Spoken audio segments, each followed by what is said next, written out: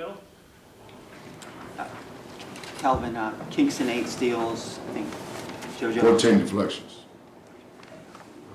You know, Luke was talking about, how much that affects him. What does that do for you when your hands are that active? Well, he couldn't do that a month ago. That's why this team's a work in progress. You know, every time we play a game, there's a comma, you know. But Kingston's getting better because of the way he practices. I'm in his ear about something usually all the time, but he's a great young man. So his character allows him to be coached. I get on him, but I get on them all. But Kingston chose to come to Houston. The worst thing you could ever ask a coach is, if the coach knew he was that good. Don't ever ask a coach that. He actually recruited him, and we don't run down to the mall and hand out scholarships, right? So this is the way Kingston played on his high school team. It's the way he played on his what's the name of your AAU team? SA Future. That's right, SA Futures, and we've empowered him to play the same way here.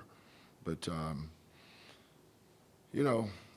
I'm not ready to anoint him anything. He had 4 turnovers, and most of his turnovers got a chance to blow this thing open. From 15 to 18, 18 to 20. We were up 18, chance to, he turned over. It was a 4-point play. So, but his activity, he's learned how to play hard. They all come in here with their own definition of what playing hard is, and then they realize that they're wrong. And then because they have high character, and they have ambition to be the best they can be, they pay attention, they learn, and they practice the right way. And so Kingston's been really good in practice and is carrying it over to games. We'll go back to the back. Ashton, right? Kingston, you told us earlier this week one of the things y'all were working on in practice was being more connected on the defensive end. Can you talk a little bit about how you felt like the team did tonight and also your individual performance on that side? Yeah, I think we still have a long way to go. I think it was better. We got in the gaps a little more. But I think as fatigue sets in, you can see we start getting into being individuals again. That's especially for me. I think my first half defense and even the first half of the second half was good. But towards the end, I started getting a little tired and it kind of died off. So I think continue to work at that main thing. And I think, just on defense, I've been working on back pressure, we call it, since June, since we got here. So, trying to just get better at it every single day. Ryan Elvin helps me a lot, Coach HP. So, just trying to do that. I remember we were doing an open gym one time, and Jamal was there, Jamal Shed, and he had 4 steals on me on the back pressure. So, trying to just get better to the point where I can just continue to get tips and do that in every single game. Go to Chris in the front right. Coach, did you see improvement defensively from last week to this week? Well, we're a top 5 team in the nation. Defense, it's hard to improve. It's like, we held that team to 38%. We held them to 31% from the 3. The area we need to improve on, though, is our defensive rebounding. I'm just looking at some. Emanuel had no defensive rebounds. In our biggest wins last year, whether it was Kansas or Duke or Iowa State or Texas Tech, he'd come up with 5 or 6. So he's not doing that. That's why this team has a lot of room for improvement. We're nowhere close to being as good as I think we can be. We got to get better. Our bench got to get better. We got to rebound the ball better. Our guards got defense to rebound better. Consistency. If they scored 18 points on second chance points. We scored 7. That's usually the other way around. So our first shot defense is really good. It was second chance points that hurt us tonight. We cleaned up the second chance points, and, you know, a 15-point win can easily be a 25-point win if you do this better, this better, this better. You know, the turnovers were just mind-boggling, turnovers we had. And then not being tough enough to go get the defensive rebounds. But you know, that's why you play these games early, identify the areas you need to get better in, and go to practice.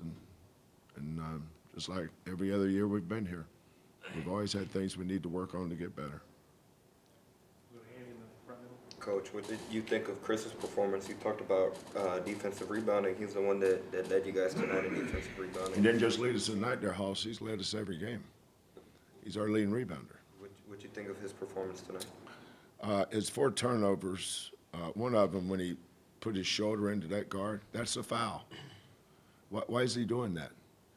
You know, 6'11", 6'10", 6'11" guys, dudes don't put their shoulder into 6-foot dudes and try to go from 8 feet to 5 feet. You're at 8 feet, jump up and shoot over him. Why are you doing that? But those are teaching moments for all these freshmen, you know. But that's we'll go back to practice and watch the film and work as hard as we can, correct a lot of these mistakes we're making. But Chris has been a really good rebounder from day one. And the more games he plays with this group, you know, I was watching a bunch of games today at some teams that look great. You know, those teams, you know, are old. I remember being one of those teams. But I like the trajectory of this team. I think this team's going to be good. Just got to keep working at it. Go back to Chris, please. Kelvin, 17 fast break points. Can that be a Yeah. a good weapon for this team? Yeah, but you know what, Chris, and this is why I get upset at Emanuel in a game like tonight. Every time our guard gets a rebound, that's a fast break. There is no yellow lights or red lights on our bench. It's only green. The best way to get a fast break is a steal and convert, or a defensive rebound and push. Because when a team shoots as many threes as that team tonight, how many threes they attempt? 32. That team shot 32 threes. Most of the misses are long rebounds, right? I mean, they shoot them from 25 feet. If they miss, they usually bounce out to around the free throw line area. Those are JoJo and Khalifa and Cenac. They're not going to get those. The guards should get those. And our guards didn't do a very good job of that tonight. Had we done that, we would just go ahead more fast break points. So, but again, it's good that these things are popping up now. We'll take proper notice of it and go get and use it to get better. Go to Ron, far left, please. Emmanuel, you had an efficient 27 tonight, 6 of 12 from 3. What did you see from Florida State, the gaps, the open shots they gave you? What did you see from them tonight to allow you to take advantage? I mean, they played that zone, and, you know, Coach puts in a lot of good sets for us to get the ball moving. You know, I know we had a ton of assists tonight, so, you know, just us as a whole being unselfish on the offensive end.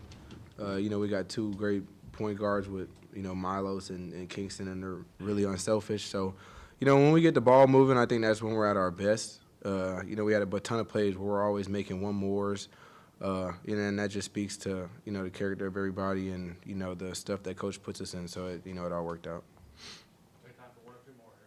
We'll go Chris in the middle. Kelvin, you know, Emanuel in a somewhat new role as well. Do you see him, you know, getting better at, you know, sort of being, you know, one of those lead options?